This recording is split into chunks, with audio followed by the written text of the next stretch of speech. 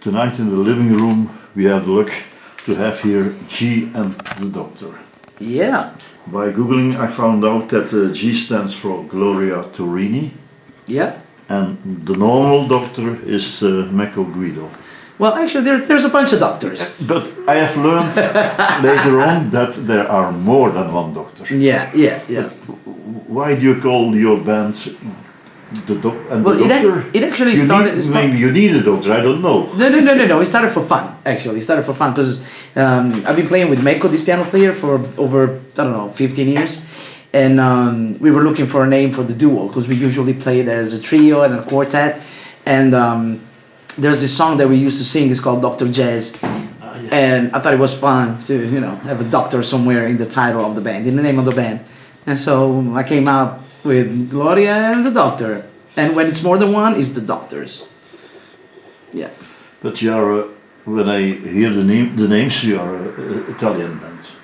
Yeah. You are from the north, from the south, from where are you in Italy? Well, mostly from the north center, like 3 hours south of Milan, which is next to Florence on the east side. Do you think that Italy is a blues country? Not really. There's a blues scene, but it's really because why are you singing? I think the blues, the soul. Yeah. Well, there's a blues scene in Italy, but it's kind of underground. There's a bunch of blues festivals, like Pistoia Blues, and that they're no longer blues festival as they used to be. Because back in the 80s, 90s when they started, they had like the real bluesmen, and now you have pop bands and and not the amount that we have here in Belgium and Holland. No, we have a lot of you do. Blues, yeah. You do have a lot of festivals. We are lucky ones. Okay, Gloria, when did you knew that you wanted to become a musician? Was it something that was inside you, or maybe you were destined to become one? I don't know. I have no idea. I mean, I always your environment maybe. No. I always loved music, and my family loved music, but no one was a musician, or we just listened to the music in the car, while we were, go traveling, and I used to learn songs, but just for fun. I never thought it could be a job. So my first question is not a good one because we don't know why you did what. Because you like music. Yeah. Well, yeah, my family, I guess. Yeah. I started liking music because of my family. Why did you go in the direction of blues, the soul, the New Orleans sounds? Okay, that took a lot of time because I'm 48 now, 48 years old. Yes. Then I started really late as a singer. I started when I was maybe 30, around 30. And I always listened to funk. Yeah. In the 90s, I would listen to a lot of hip hop. And then I became curious to where that music came from. Like, where does this come from? So it comes from the music of the 70s. Where does the music of the 70s come from? From the rock and roll of the 50s. Where does the rock and roll come from? Blues of the 20s.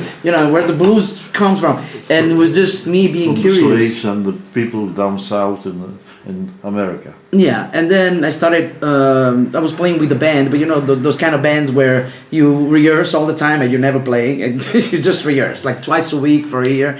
And I was losing my voice every time, so I started going to take vocal lessons.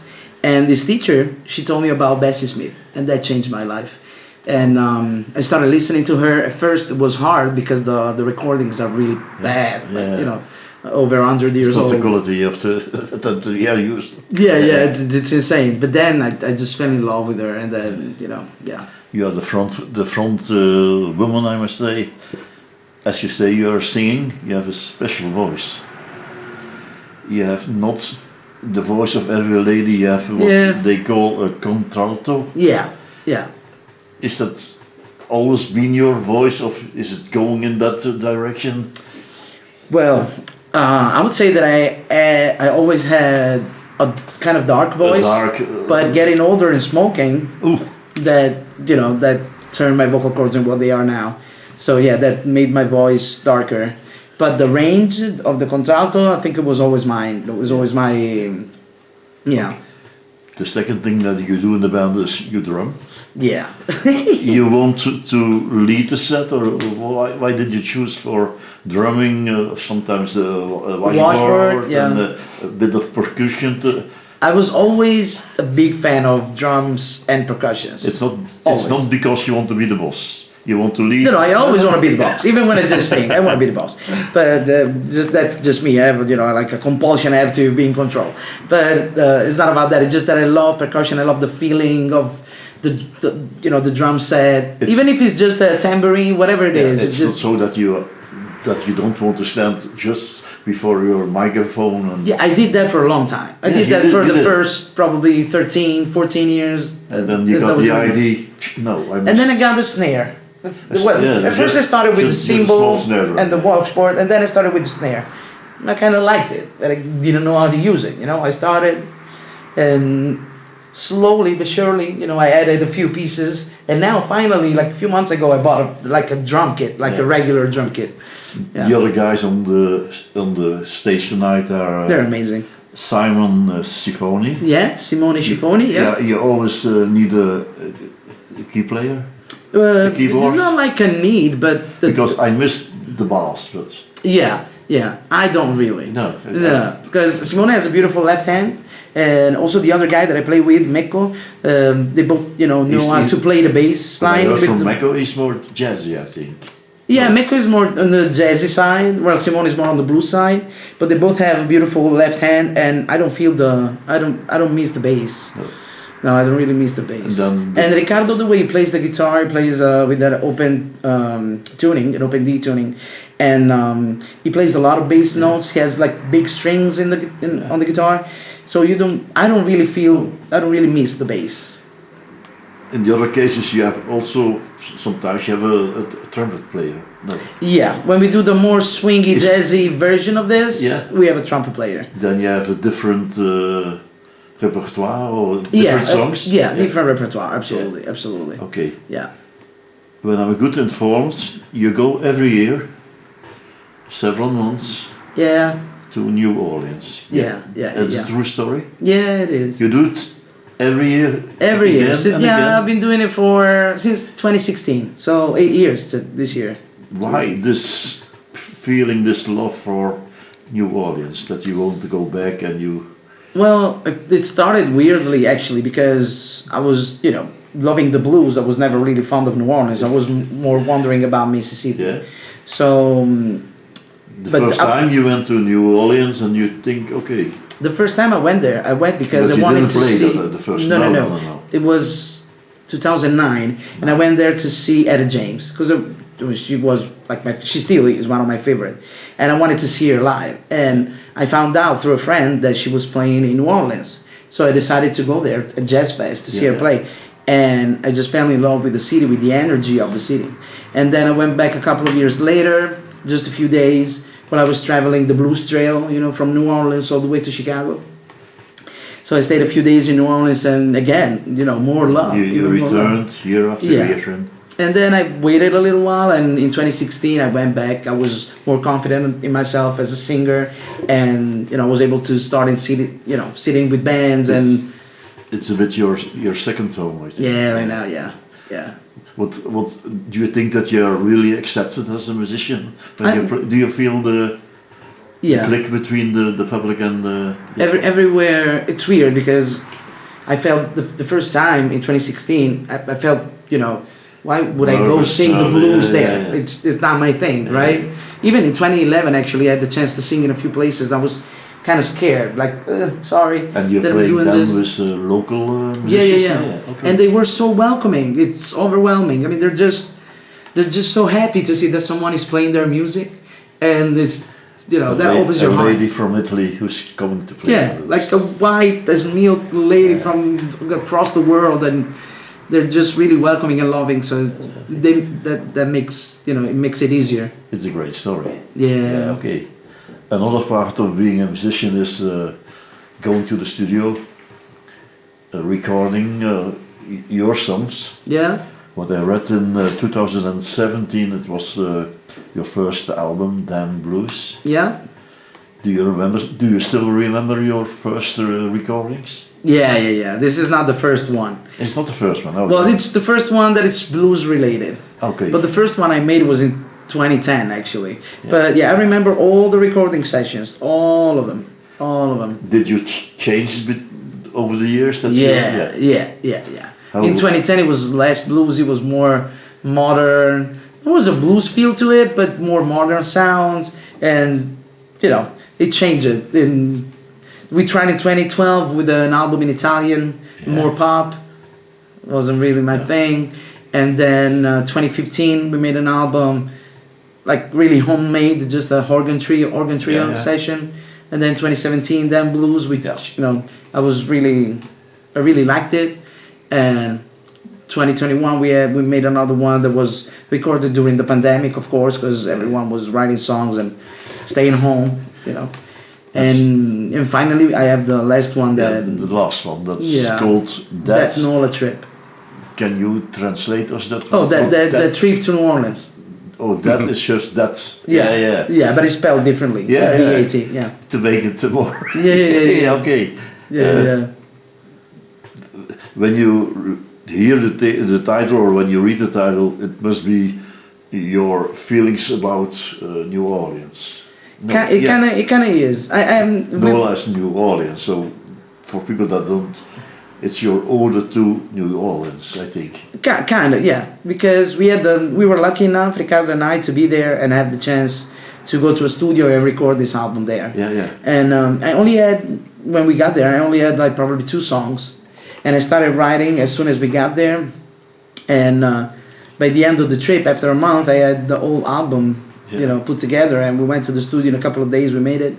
And I'm just really happy of the way it came out, because it's really like essential. There's no artificial stuff to it. It's just us, and we have a bunch of friends playing with us. There's Andy J. Forrest playing harmonica in a few songs, Roberto Luti on guitar, which is amazing, and he was in New Orleans at the same time as we were, so we were able to have him on the album. And Robert Snow, which is a bass player, is on the album. Rosalind DeRoos, a clarinet player. So it's really an ode to the city.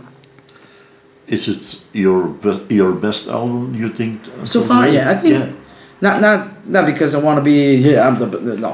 It's the album you feel good. Yeah, I feel good. Like with every album, I feel good. But every album, it's like a growth. It's a different step in your life, and as getting older, I think it gets better. You said I wrote a song. You write always the song yourself? I try to. Sometimes it with the help of someone else. Like sometimes when I'm the album that I made with Mecco, he would come up and say, I have this chord, this. Can you write something on top of this? And I do that. Or sometimes I just take the guitar and I keep it simple because I'm not a good guitar player, but I can play a little. So maybe 3-4 chords. Something easy. Is it a difficult process for you writing songs? Sometimes it is. Sometimes it just. Like there's a song that I love in the last album that's called Without You that came to me like in 5 minutes. Yeah. I went to a bar with Ricardo one night and I started thinking, as soon as I walk in, I'm like, I need a pen. I didn't have a pen. I started writing on the phone. And in 5 minutes I had the whole lyrics of the song. And sometimes it's easy, sometimes less easy. But okay. I have some questions to finish. Some what I call general questions about life.